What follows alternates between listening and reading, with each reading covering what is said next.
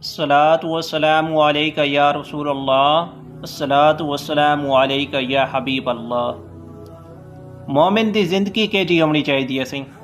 اج دا جڑا بڑا مین تے اہم ٹاپک ہے، مومن کی زندگی کیسی ہونی چاہیے۔ یہ جو وہ ایک مومن کی زندگی ہے جس زندگی میں شریعت کے تابع کر کے، جسم کو شریعت کے تابع کر کے کاروبار کرنا ہے، دکانداری کرنی ہے، مزدوری کرنی ہے، کپڑا بیچنا ہے، سونا بیچنا ہے، سب کچھ کرنا ہے، جائز طیب حلال طریقے سے کام کرنا ہے، کام کرتے رہو، مگر دل کو یاد حق اور مستی عشق رسول صلی اللہ تعالی علیہ وآلہ وسلم کا مرکز بناؤ، اندر سے کہیں اور رہو،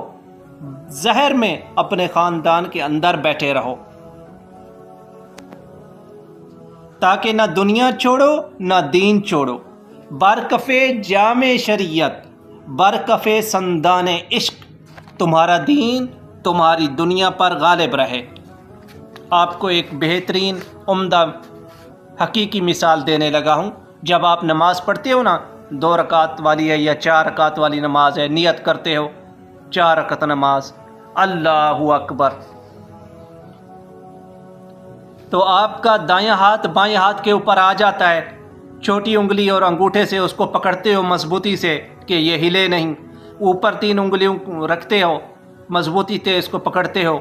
اور صوفیہ کرام یہی مسئلہ بیان کرتے ہیں کہ جب یہ بائیں ہاتھ دنیا ہے، دائیں ہاتھ دین ہے، جب دنیا کو مضبوطی سے پکڑو گے تو اس دین میں غالب رہو گے، ثابت قدم رہو گے، تمہارا دین تمہاری دنیا پر غالب رہے اور دنیا تمہارے دین کے نیچے ہے اور تم غالب رہو۔ صوفیہ کرام یہ خوبصورت بات بتائی ہے حضرات، یہی وہ خوبصورت بات ہے۔ ایسی پیاری زندگی رکھو جیب میں دنیا ہو، سر پہ دنیا ہو، کندھے پر دنیا سوار ہو، کندھوں پر دنیا سوار ہو، اور باندھو پاؤں میں گھنٹیاں سونے کی، اس میں دنیا ہی دنیا۔ لیکن جب آپ کی دنیا کوئی دیکھے تو حیران ہو جائے، پریشان ہو جائے، عجیب بندہ ہے، عجب آدمی ہے، بغیر دنیا کے بھی اس کا کچھ نہیں۔ اور جب کوئی آنکھ والا آپ کو دیکھے تو پتہ چل جائے کہ جلوہ نور محمدی اس کے سینے میں ابل رہا ہے۔ یہی وہ خوبصورت زندگی ہے، اور اس زندگی کا آغاز نماز کی پہلی کیفیت سے شروع ہو جاتا ہے،